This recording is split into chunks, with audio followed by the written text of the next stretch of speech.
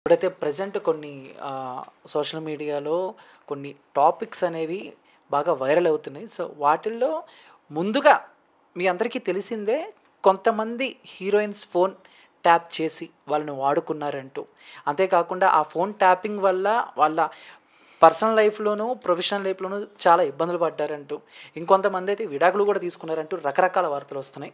So, ఈరోజు నాతో ఉన్నారు and the great director Geetha Krishna గారు. మీ అందరికీ తెలుసు. ఆయన జరుగుతున్న అన్నిటి గురించి విశ్లేషించి ఆయన తరహాలో, ఆయన స్టైల్‌లో ఆయన చెప్తారు. మరి ఇప్పుడున్న ఇష్యూస్ గురించి ఆయన ఎలా రియాక్ట్ అవుతారో చూద్దాం. సార్ నమస్తే.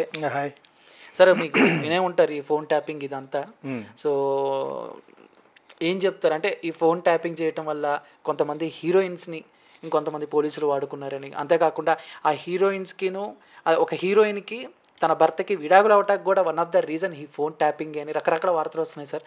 సో, మీ విశ్లేషణ ఏంటి? ఏం చెప్తారు ఏంటి బేసిక్గా? యాక్చువల్గా నీ క్వశ్చన్లోనే ఆన్సర్ ఉంటుంది. నీ అలవాటు అది. మొత్తం చెప్పేసావు. ఫోన్ ట్యాపింగ్ చేసి వాడేసుకోవడం, పోలీసులు కూడా వాడేశారని చెప్పేవాడు. బై మిస్టేక్ అనమాట. లేదు సార్, బయట జరుగుతున్నదే నేను మీకు. ఓకే. సరే, వాట్ ఎవర్ ఇట్ ఈస్. ఇది టామ్ క్రూజ్ సినిమా ఒకటి ఉంది, ద ఫర్మ్ అని. అతను ఫర్మ్ అంటే లా ఫర్మ్. అలా లాయర్ దగ్గర పెద్ద శాలరీ మంచి ఇది ఇస్తారన్నమాట. చాలా హ్యాపీగా వైఫ్ వచ్చి నికోల్ కిడ్మ్యాన్ అనుకుంటా. చాలా మంచి కాంబినేషన్ అది. బట్ చిన్నప్పటి నుంచి కాంబినేషన్ అది. యాక్చువల్లీ తనంత హైట్ ఉంటుంది Nicole Kidman, very tall heroine, fantastic actress ఇతను కొంచెం పొట్టి కమలాసన్ లాగా. సో, వీళ్ళిద్దరు యాక్ట్ చేసిన సినిమాలో వీడు ఆల్రెడీ ఇంటికి వచ్చే ముందే కెమెరాస్ పెట్టేస్తారు అక్కడ.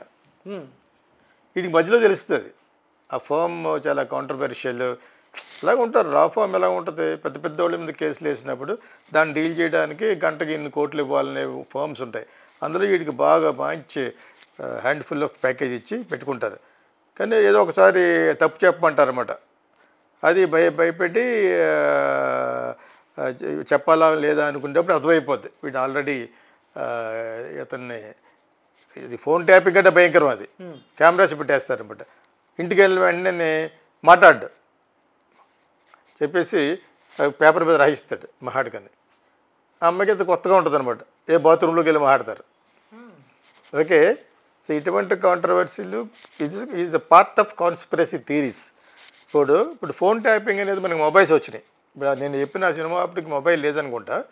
సో, వీడియో కెమెరాస్ ఉన్నాయి, చిన్న కెమెరాస్ పెట్టేసి. ఇప్పుడు ఈ మొబైల్స్ వచ్చిన తర్వాత అసలు ఇంకొకళ్ళ పర్సనల్ లైఫ్లో వాళ్ళ యొక్క ఫండమెంటల్ రైట్స్ని కర్బ్ చేస్తూ ఇలా చేయడం అనేది పెద్ద నేరం. అది నేను ఆల్రెడీ చెప్పలేదన్నా కానీ 2-3 ఛానల్స్లో చెప్పాను. చాలా విపులంగా కూడా చెప్పాను.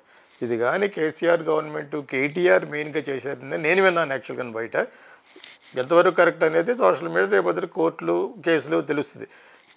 రేవంత్ రెడ్డి ఇంటికి పక్కనే ఒక ప్రైవేట్ వ్యక్తి ఆఫీస్ ఓపెన్ చేసి అతని యొక్క ఫోన్స్ అక్కడికి వచ్చి ఎవరెవరు వస్తున్నారో వాళ్ళ ఫోన్లు అన్నీ కూడా మిల్లగా తెలుసుకుని ట్యాప్ చేస్తారని చెప్పేసి ఫస్ట్ అఫెన్స్. తర్వాత ఈ హీరోయిన్స్ వచ్చింది కాబట్టి మనకి చెవులు ముక్కులు కాళ్ళు కొరుకుంటున్నాం.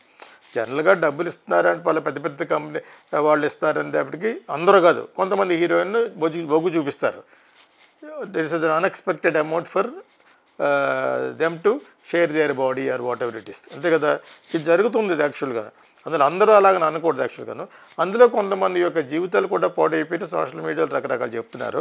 మెయిన్లీ సమంత గురించి చెప్తున్నారు. యాక్చువల్గాను అది వాళ్ళకి ఆ ట్యాప్ చేసిన వాడికి సంబంధం ఉంటే అతను ఏదో తన ప్రాపర్టీ కింద ఫీల్ అయిపోయి ఈ అమ్మాయి ఎక్కడన్నా చెప్తుందా, ఎందుకు చెప్పుద్ది, నువ్వు ఆల్రెడీ క్రెడిట్ కార్డ్స్ ఆ అమ్మాయి కదా రకుల్ ప్రీత్ అని 2-3 గురించి చెప్పారు. యాక్చువల్గా బయట అంటున్నారు.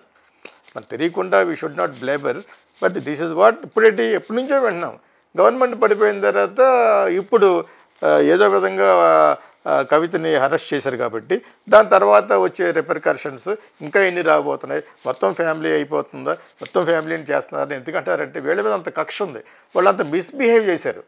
ఫ్యామిలీ మొత్తం గర్వం తలకెక్కేసి చాలా మిస్బిహేవ్, బోడీ గీడి అని ఒక ప్రైమ్ మినిస్టర్ ఆఫ్ ఇండియాని అలా సంబోధించుకోరు, తప్పది. What are you. నిన్న మొన్నటి వరకును ఆయన పేరు దుబాయ్ శేఖర్. ఎవరి చరిత్ర ఎవరో తెలియదు ఇక్కడ. అదేవిధంగా మోడీ గారు కూడా చిన్నప్పుడు టీలు మోసారని విన్నాం. ఓకే. ఇవన్నీ ఇలా పక్కన పెడితే నువ్వు ఒక ప్రైమ్ మినిస్టర్కి ఇవ్వాల్సిన గౌరవం కూడా ఇవ్వకుండా ముగ్గురు అండ్ ఆల్సో అతను కూడా వాళ్ళ పెనాల్టీ కూడా. What are you thinking? పర్మనెంట్గా మీరే పవర్లో ఉంటున్నారు అనుకోవడం పొరపాటు. సో, అప్పుడు పుట్టింది ఇది.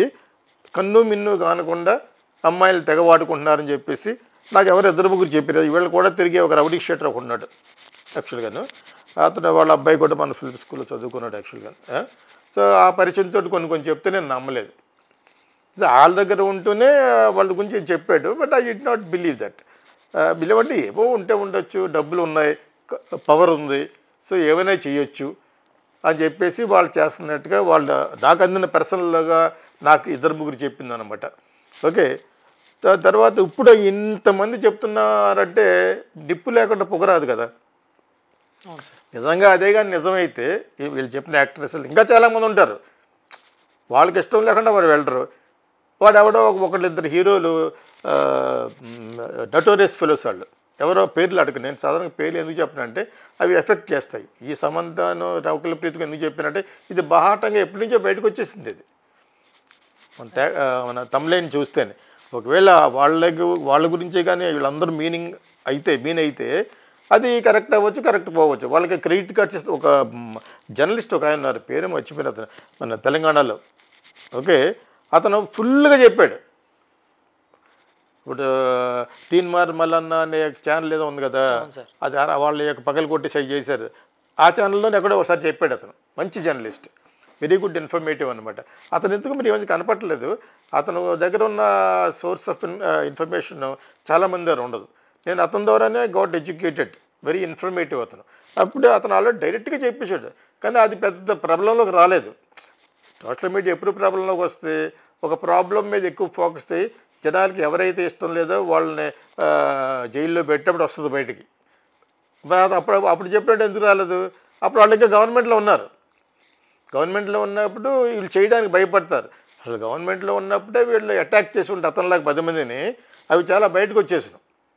ఓకే, సో దెన్ ఇది ఎలా ఉంటే ఇప్పుడు చాలామందిని వాడుకున్నారు, చాలా ఇది పెట్టి చేశారు అనేది. ఆ ప్రభాకర్ అన్నవాడు అమెరికా వెళ్ళిపోయాడు, ఒక పోలీస్ ఆఫీసర్. అక్కడ కూర్చొని ఏం చెప్తున్నా అంటే మీ గవర్నమెంట్ ఇప్పుడు వచ్చింది, నేనున్నా కూడా మీరు ఎలా చెప్తున్నా అలా చేయాలి కదా. అలాగే వాళ్ళు అలా చెప్పారు, డైరెక్ట్ చెప్పేస్తున్నాడు. చెప్పి నేను క్యాన్సర్ కోసం వెళ్ళాను, క్యాన్సర్ లేదు బొంగు లేదు అడిగి. ఆమెకి పోలీస్ ఆఫీసర్ జాబ్ ఎందుకు, నువ్వు ఎలాగ స్వేరింగ్ చేసావు, లా అండ్ ఆర్డర్లో చేసేవాడు ఎలా చేయరావు, అందులో కనీసం సగమైనా నువ్వు గౌరవించి ఉండాలి కదా. నువ్వు కేసీఆర్ అలా చెప్తే అలా వినేసి, కవిత అలా చెప్తే అలా వినేసి, అందుకని వీళ్ళు ఆగడాలకి ఇదైపోయింది.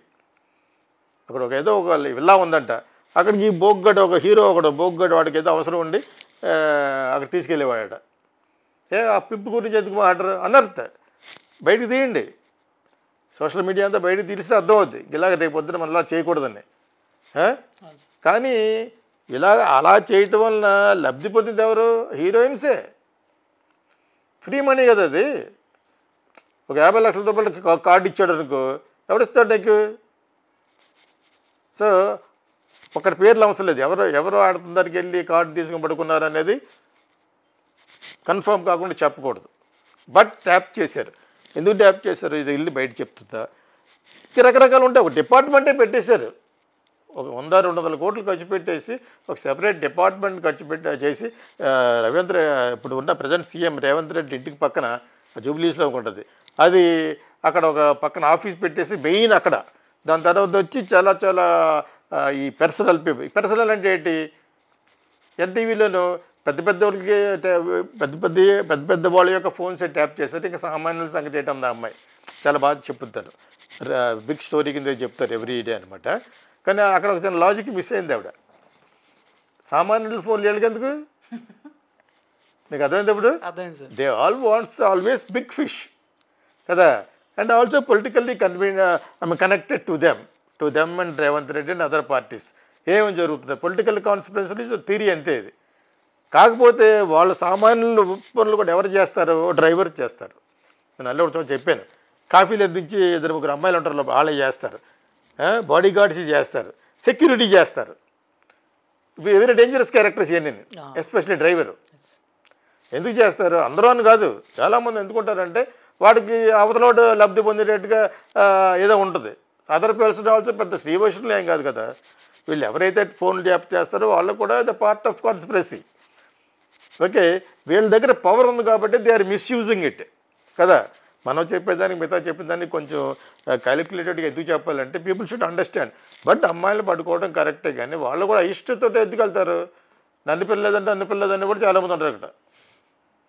బట్ అంటే ఇప్పుడు మీరు చెప్పిన దానికి సార్ ఒక స్టార్ హీరోయిన్ వీటి డైవర్స్ అవ్వటానికి కూడా వన్ ఆఫ్ ద రీజన్ ఎలా అయి ఉండొచ్చు? నేను that I don't think so. అంటే డైవర్స్ అవ్వడానికి బలమై ఉంటుంది. ఇప్పుడు మీరు ఇండైరెక్ట్గా your meaning Naga Chaitanya and Samantha మీరు ముసుగులో గుద్దులాడుతున్నారు యాక్చువల్గాను. ఇక్కడ ఎవరు శ్రీ వైష్ణవులు కాదు కదా.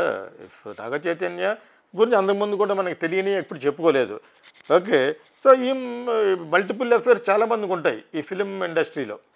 ఓకే, ఆ విధంగా అతను తెలియకుండా అనకూడదు, కానీ ఇది దోహదపడి ఉంటుంది.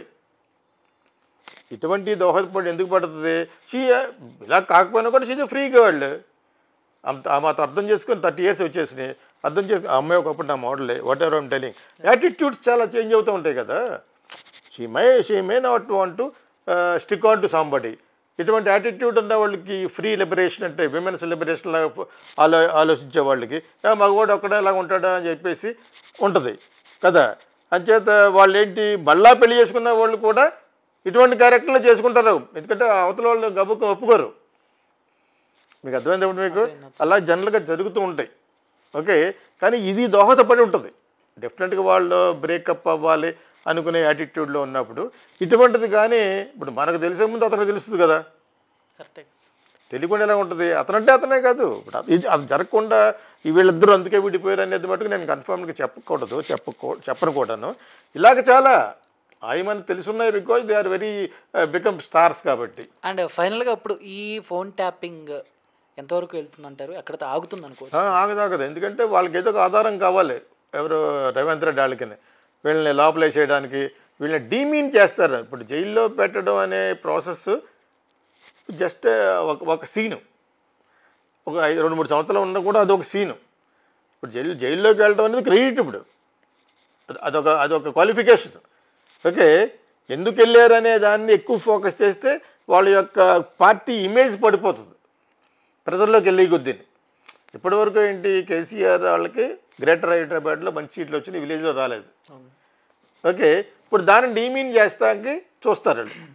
ఊరికనే వాళ్ళు జైల్లో పెట్టేసి వల్ల వీళ్ళ పేరు పోద్ది అనుకోవడం పొరపాటు. సింపతి వస్తుంది, అక్కడ సింపతి రాకుండా చేయాలి. అండ్ ఆల్సో వీళ్ళు చేసిన తప్పు ప్రస్ఫుటంగా జనాలకు అర్థమయ్యేట్ చేయాలి. ఇది చాలా పెద్ద తప్పు చేయటం పాటికి జరిగింది. వాళ్ళు చాలా జులుపు పెరిగిపోయింది. ఆ పోలీస్ ఆఫీసర్ గారు ఆ ప్రణీత్ కుమార్ అన్నవాడు వాళ్ళందరూ బయట చెప్పేస్తారు. ఇప్పుడు ఎవరి లైఫ్కి ఎవరికి ముఖ్యం కాదు, వాళ్ళని ఊరుకోరు. వాళ్ళ దగ్గర 3rd degree ఉపయోగిస్తారు. మీకు ఫర్ యువర్ ఇన్ఫర్మేషన్, వీళ్ళకంటే వాళ్ళు బయట చెప్పుకోలేరు.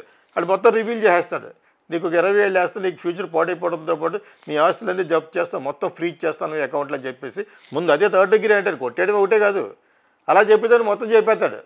అంటే ఇది almost practically becoming a approver. అందులో మొత్తం వచ్చేస్తాయి.